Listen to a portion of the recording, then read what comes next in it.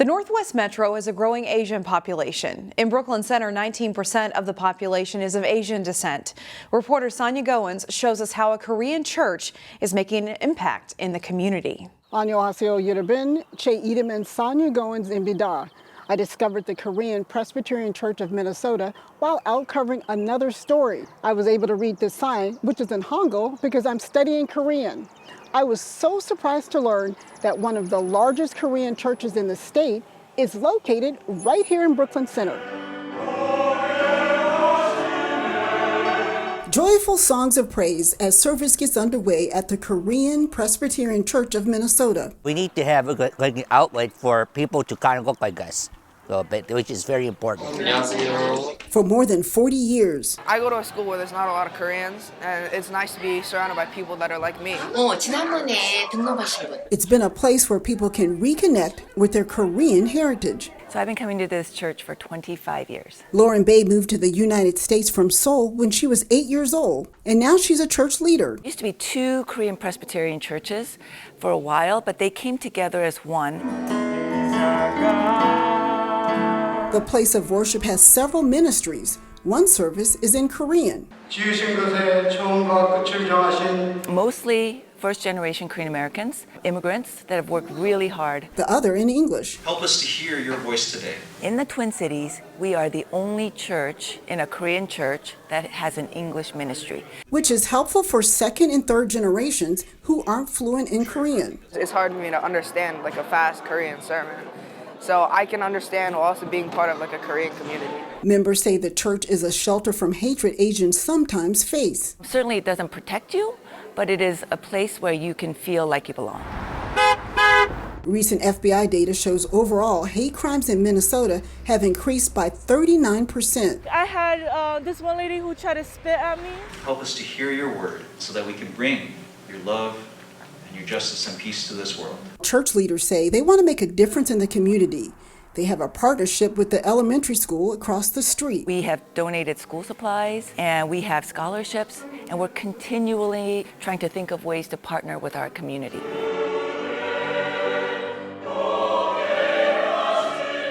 The church is a cornerstone of support for immigrants and others who want to experience and celebrate Korea's rich and diverse culture. I believe that this ministry needs to be here for the future of our community. In Brooklyn Center, Sonia Goins, CCX News. A bridge over Twin Lakes between Crystal and Brooklyn Center is on the list to be replaced in the next few years. But to the average driver, you might not even know you're crossing over a bridge. So the structure runs about 45 degrees across the road here. It's just over 20 feet wide, and it's approximately 80 feet long. Hennepin County Bridge engineer John Ekela says this structure is considered a bridge and was built back in 1967.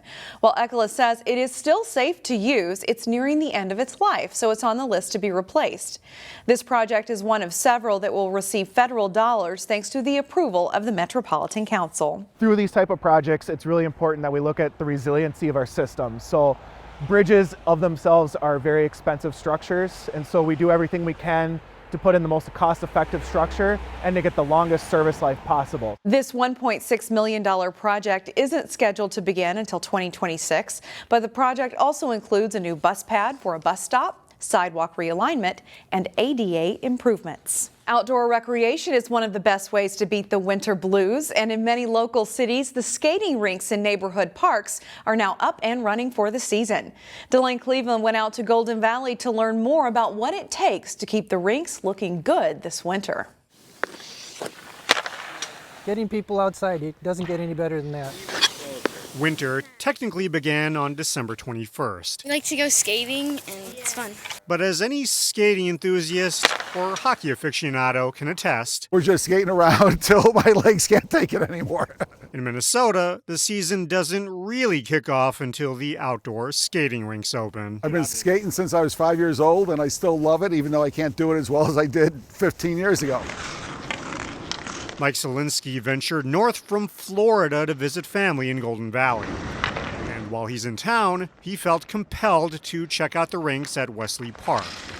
which opened the day after Christmas. They're beautiful. They're absolutely gorgeous. I mean, they do a great job. Getting the ice up and running, not to mention looking this smooth, takes a small village of Public Works employees. Streets, parks, utilities all help in building these outdoor rink systems, from bringing water to them from the utility department to the street department that's helped us with the bases to the park department. You name it, we all put a part into it. The recent blast of cold air allowed Golden Valley staff members to get rinks at 10 different locations scattered throughout the city ready to go. We went like gangbusters. When it gets cold, we go like crazy to put as much water down as we can. And it's a lot of hard work for something that will only last about 2 months. But when the crews see the neighborhood kids enjoying the ice time, it's nice because we live like right around here, so it doesn't take long to get here. And yeah, they're pretty smooth and they're not like bumpy or anything, so it's fun to skate on. That's when they realize just how much their work matters. I can't tell you how worth it is. I'm a hockey player. My kids enjoyed outdoor rinks, getting outside. The numbers of people that use this actually increased during COVID. We loved seeing that. After all, you can't stay cooped up all winter. You've got 4 months of cold weather. You've got to encourage people to get out. In Golden Valley, Delane Cleveland, CCX News. And of course, what better place to play outside in the winter than the Elm Creek Park Reserve? The popular tubing hill is open for the winter season. Reservations are recommended, and you can learn more about what to expect out at Elm Creek this winter on the Three Rivers Park District website.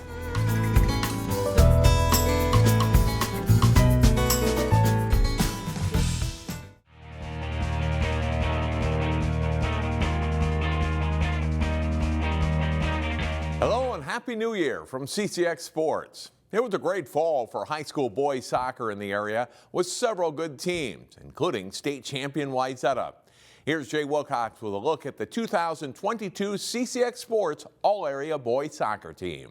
We'll start our CCX All-Area Boys Soccer Team with a great group of forwards and midfielders.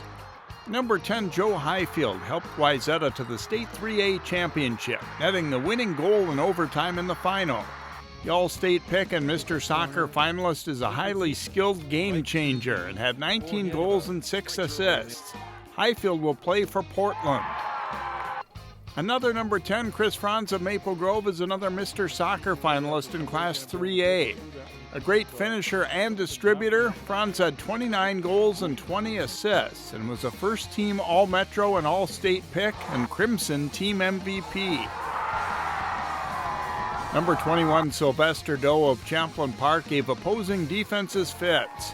The first-team All-State pick and Team MVP had 31 goals and 10 assists, combining speed and skill for the Rebels. Doe had 53 career goals. Number 7, Drew Pitzner of Heritage Christian Academy won the Mr. Soccer Award for Class A. Big, strong, and fast, Pitzner had 31 goals and 8 assists and was a 2-time All-State pick.